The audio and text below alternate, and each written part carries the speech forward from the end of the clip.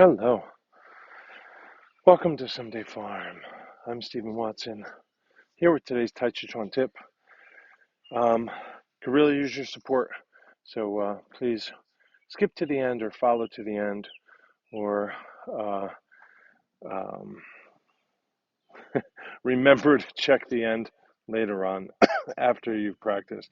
But your donations help if you're finding these useful. Sending me $10, sending me $5 a month, sending me the occasional $2, sending me $100. It all helps. We're filming this with $300 earpieces, $2,000 iPad, $500 offline storage, $75 tripod, and my time, and who else knows what else I haven't thought of. Anyway, today's Tàijíquán tip is to practice maybe all of your form, maybe a section of your form.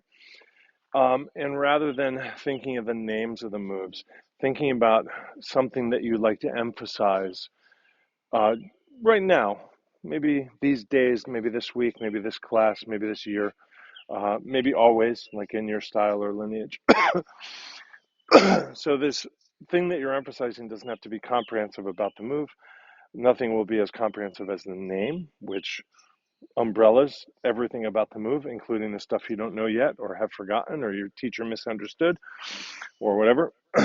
But rather than saying the name of the move, like Lu Jin, for example, or or pluck or press or what have you, perhaps just say a word or two words like rolling, centering, space making, receiving, uprooting, sweeping, something like that. I like to say them out loud because I do it when I'm teaching, and it helps students access them without hearing the Chinese terms, and just really focus on a very simple idea, and they understand that it's not the whole of the move.